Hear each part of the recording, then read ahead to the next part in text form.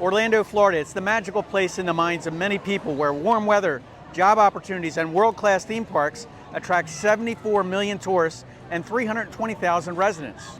I absolutely love Orlando, but apparently it's not all sunshine and rainbows. Something else is happening. Orlando is at a crossroads. Right now, there's a historical high number of homes for sale here in Orlando. It's the most homes on the market since 2014. And here's the data. There's a 66% increase in the number of homes listed. Compared to this time last year, it's crazy. Now, there's almost 13,000 homes currently on the market, which means there's actually a 7-month supply of inventory. Yet, sales fell 7.1% year over year. And condo sales, they're down 18%. Now, just remember, we're talking about Florida, not the coastal area, but Orlando, which is located in the middle of the state of Florida.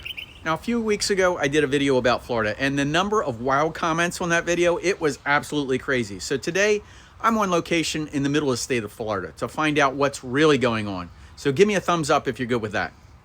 Now, today, we're spilling the tea on the 7 biggest problems that residents constantly complain about. And actually living in Florida, in Orlando, it's changed. People keep on telling me that moving to Florida and living here has changed a lot. So here we are in descending order, number 7. Traffic nightmares and overdevelopment. First up, traffic. How about Orlando's roads?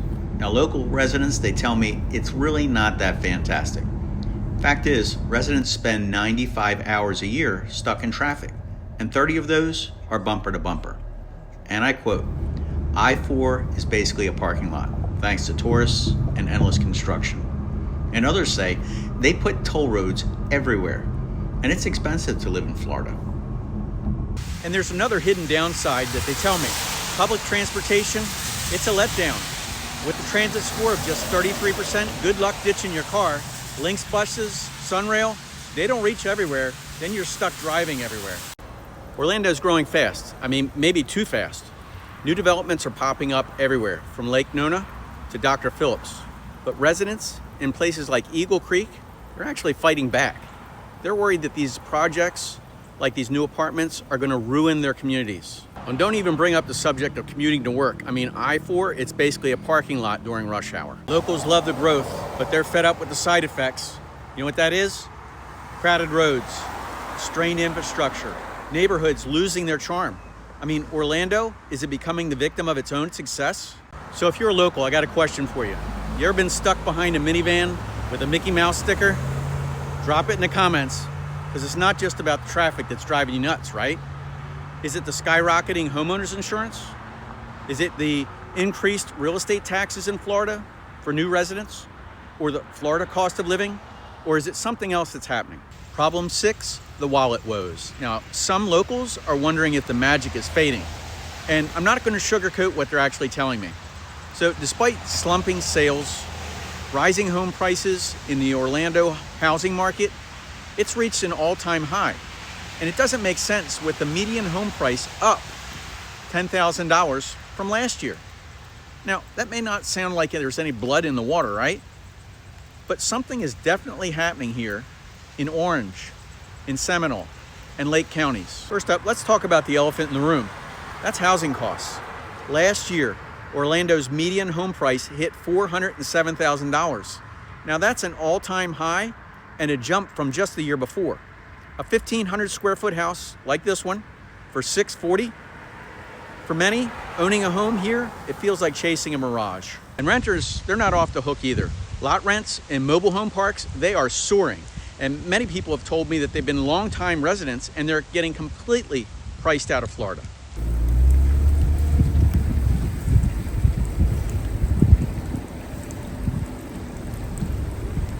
Others have told me, now imagine working hard, you're saving up, and still being outbid by cash buyers or investors. It's super frustrating. And us locals are feeling the squeeze. That's what they're telling me. But here's the kicker. Inventory is up 66% year over year, so you would think, okay, why aren't these house prices dropping? We'll get to that in a minute. Next is the cost of living. Now, Orlando is 5 to 6% above the national average, and housing is only a part of that. The median home price is $407,000, and that's up $10,000 from last year. Renting a one-bedroom apartment somewhere, it averages $1,788 a month, and it's not as rosy as it seems. Locals are always telling me that the wages are lagging behind here. So if you're thinking about retiring to this area and you're worried about that, bring your checkbook and bring your money. Next, let's talk about insurance. I mean, car insurance, it's skyrocketing. Now, one retired couple told me that their 10-year-old minivan was $2,600 a year to insure. And homeowners insurance, as some locals, they call it the Florida homeowner's nightmare, that is, has been out of control. I mean, even Orlando, being nowhere close to the coast, it's happening, and it's happening all over the state. So after hurricanes like Ian, Helene, and Milton, insurance premiums have gone up. They've gone up through the roof. And so some residents here in Orlando, this is in the middle of the state now, are seeing their rates double, and others can't even get coverage. So one lady told me her policy was $2,200 a year when she moved here just a few years ago. And now it's $600 a year. Excuse me, $6,000 a year. She's concerned what's going to actually happen in the next few years from now with these kinds of increases if they just keep on going. And if you're thinking about maybe a Florida condo as a cheap option for you, watch out. New Florida condo laws passed after the Surfside collapse are forcing communities to fund major repairs and their reserves. And this means huge assessments for condo owners. And we're talking about thousands and thousands of dollars out of your pocket. So it's no wonder some are selling. They're leaving. They just can't afford to do this anymore. Locals tell me about problem number 5, which is investor pullback and the market uncertainty. Well, we know that's happening, right? But here's where things get tricky. Investors who once fueled Orlando's real estate boom are now pulling back. And investor purchases in Orlando actually dropped 27.5% year over year. That's the biggest decline in the United States. Why?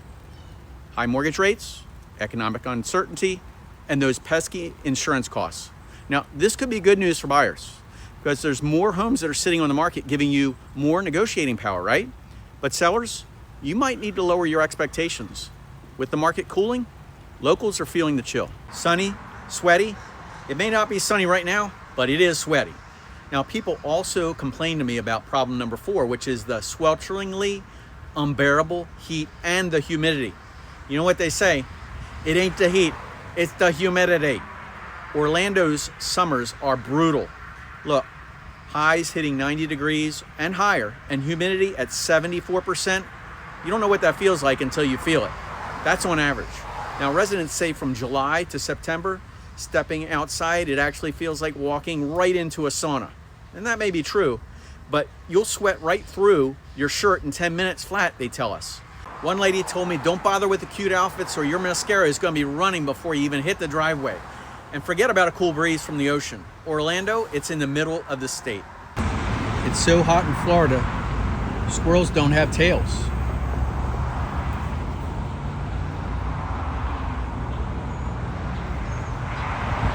How about bugs? Welcome to the South. Orlando's warm, humid climate is a paradise for mosquitoes, love bugs, palmetto bugs, and that's the AKA roaches that fly. Residents say that you can't enjoy your outdoor backyard barbecue without a gallon of bug spray. It's not all sunshine and rainbows. People tell me about number 3, the rainy season, and crazy lightning strikes and hurricanes. Locals tell me from June through November, it rains almost every day in Orlando, turning your plans into a soggy mess. And hurricanes? Since 1930, Orlando's been hit by 77 storms. Not exactly coastal, but it's close enough. Forget sunny Florida, bring a raincoat. Residents say when it's hurricane season hitting, you better stock up on water like it's the apocalypse. Number 2, the never-ending tourist invasion. Tourists. Now, Orlando welcomes 78 million visitors a year, but Orlando residents say they're everywhere. They're clogging up roads, they're filling restaurants, they're snapping selfies on every corner. Locals love the economic boost, but trying to get a table at a local restaurant, good luck. Residents say it's like living in a theme park 24/7. And don't get me started on the rental car drivers who just don't know where they're going. Number 1, low wages in a high-cost city. Now look, the number 1 complaint that locals tell me is low wages. Orlando's economy relies heavily on tourism, but jobs in hospitality and retail they often pay below the national average. So in 2021, the minimum wage was just $8.56 an hour. That's way less than you need to afford the rent here, right? But locals say it's tough to make ends meet, especially when you're working hard and you still can't afford a one-bedroom. Orlando's magical, but the paycheck struggle is real. Skyrocketing cost of living. Orlando's rents have jumped 30% in recent years. Median rent hitting about $1,800 to $2,800 for a decent place. Wages, though, they're lagging behind, especially in tourism jobs. Now, one lady told me a single adult here needs to make $100,000 a year to live comfortably in Orlando. Meanwhile, you got people that are rationing their coffee budget. But last but not least is the affordability crisis. It's a real thing. Orlando's job market is booming. Hospitality, tech, healthcare, all thriving. But wages just aren't keeping up with the living costs. And many locals, especially younger workers, are being priced out in their own city. Think about it. You're earning $15 an hour at a theme park. How can you afford a $370,000 home or an $1,800 a month rent? The real problem is residents are vocal about how they're feeling behind their own hometown. It's not all sunshine and rainbows. HOA and condos, they're another sore spot because state regulations mean condo associations must fully fund their reserves.